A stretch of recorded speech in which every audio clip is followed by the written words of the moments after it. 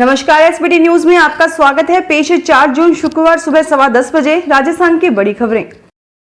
देश में कोरोना का असर कम होने का सिलसिला जारी है। गुरुवार को 1,31,280 नए मरीज मिले। नए मरीजों का आंकड़ा लगातार चौथे दिन 1,50,000 से कम रहा। इससे पहले 30 मई को 1,51,000 लोगों की कोरोना रिपोर्ट पॉजिटिव आई थी। कोरोना से बने हालात के मद्देनजर केंद्र सरकार ने मंगलवार को सीबीएसई 12वीं की बोर्ड परीक्षा रद्द कर दी।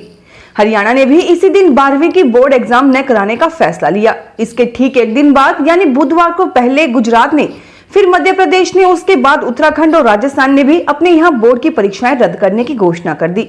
गुरुवार को उत्तर प्रदेश और महाराष्ट्र ने भी 12वीं बोर्ड की परीक्षा रद्द कर दी है। महाराष्ट्र में 12वीं के 16 लाख और उत्तर प्रदेश में 26 लाख छात्र हैं।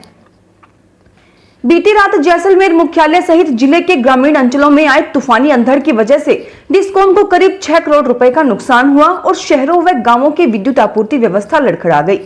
जिले भर में 1170 खंभे धराशायी हो गए तथा जगह जगह लाइनों को नुकसान पहुंचा। जैसलमेर मुख्यालय में देर रात तक मशक्कत के बाद अधिकांश क्षेत्रों में विद्युत आपूर्ति व्यवस्था दुरुस्त कर दी गई। वहीं कुछ एक क्षेत्रों में गुरुवार सुबह बिजली लौटी, जबकि जिले के 100 से ज्यादा गांवों में बिजली व्यवस्था ठप हो गई है। इस तूफानी अंधड़ ने कई जीएसएस व 132 केवी के टावरों को भी नुकसान पहुंचाया है।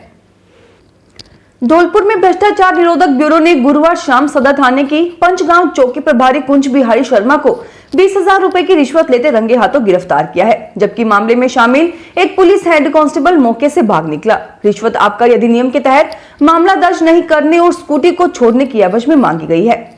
एसीबी टीम ने गिरफ्तार आरोपी से पूछताछ शुरू कर दी है। निवाई उपखंड क्षेत्र के नला गांव में तहसीलदार प्रांजल कंवर के नेतृत्व में 32 बीघा चारागाहों को दबंगों से मुक्त करवाया गया। तहसीलदार प्रांजल कंवर ने बताया कि गांव नला में स्थित चारागाह भूमि में बैरवा समाज के मृत छोटे बच्चों को दफनाने के लिए चिन्हित शमशान भूमि पर गांव के कुछ दबंगों ने अतिक्रमण कर अवैध निर्माण किए जाने की शिकायत मिली थी।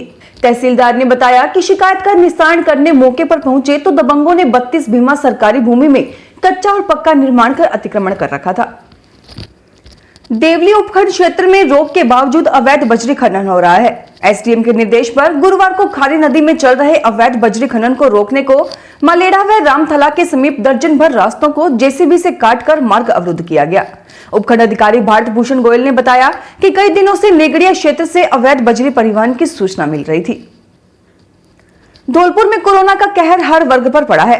कोरोना के चलते प्रदेश में लगाए गए लॉकडाउन तथा सभी धार्मिक एवं सांस्कृतिक कार्यक्रमों पर रोक के चलते अब ऐसे लोग बेरोजगार हो गए हैं। वाद्य यंत्र बजाकर अपनी रोजी रोटी का जुगाड़ करने वाले को अब सब्जी बेचने का काम करना पड़ रहा है। ऐसा ही मामला सामने आया है धौलपुर के शाहरुख खान का।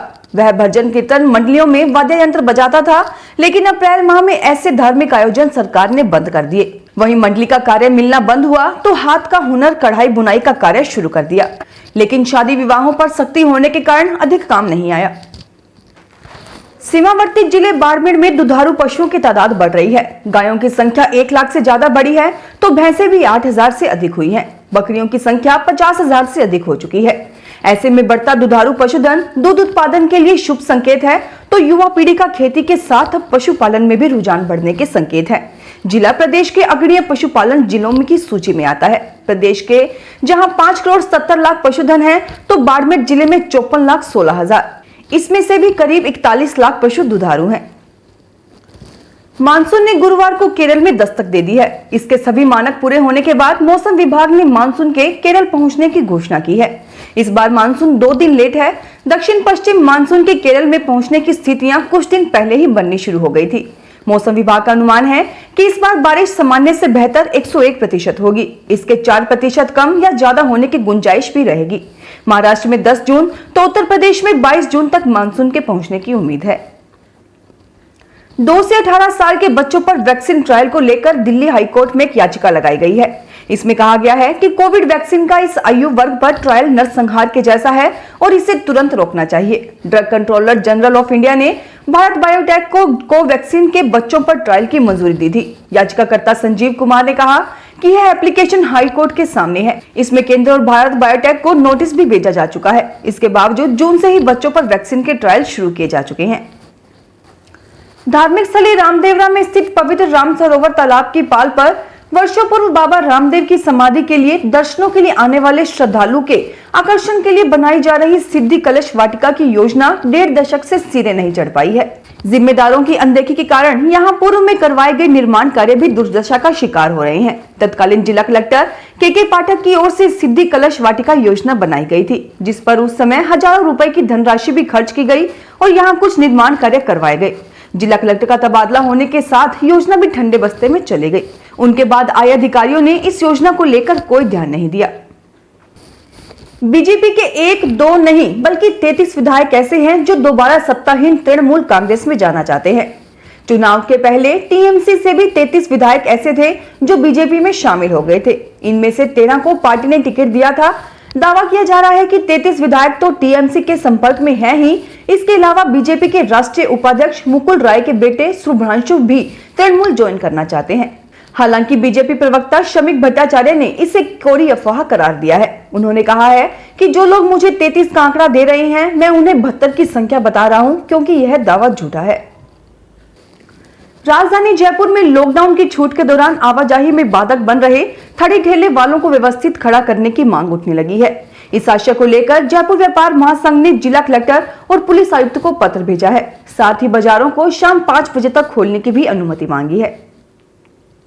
किसान को दिन में ही बिजली देने और बिजली की छीचत कम करने के लिए राजस्थान के 25,000 किसानों को सोलर एनर्जी के जरिए बिजली दी जाएगी। जब तक जहां किसानों को 7.5 HP तक की मोटरों को सोलर से चलाए जाने की योजना पर काम हो रहा था, वहीं अब सरकार ने ऐसे फीडरों का चुनाव किया है जहां विद्युत छीचत 15% से अधिक है। अब इन पावर हाउस पर ही एग्रीकल्चर फीडर सोलराइजेशन योजना के तहत सोलर प्लांट लगाकर बिजली योजना बनाई जाएगी और किसानों को दी जाएगी। प्रधानमंत्री नरेंद्र मोदी ने गुरुवार को टोक्यो ओलंपिक के लिए भारत की तैयारियों को लेकर समीक्षा बैठक की। बैठक में प्रधानमंत्री ने कहा कि कोरोना वैक्सीनेशन सहित खिलाड़ियों की तमाम जरूरतों को प्राथमिकता के साथ पूरा किया जाएगा। उन्होंने कहा कि ओलंपिक के दौरान 165 करोड़ देशवासियों की दुआएं भारत के खिलाड़ियों के साथ होंगी। प्रधानमंत्री ने जारी संदेश में कहा कि वे वीडियो कॉन्फ्रेंसिंग के जरिए जुलाई में ओलंपिक के भाग लेने वाले भारतीय खिलाड़ियों से बात करेंगे। फिलहाल इस बुलेटिन में इतना ही। फिर हाजिर होंगे और बड़ी खबरों के साथ। एसबीटी न्यूज की वीडियो देखने के लिए हमारे चैनल को सब्सक्राइब करें और नोटिफिकेशन पाने के लिए बेल आइकन को प्रेस करें।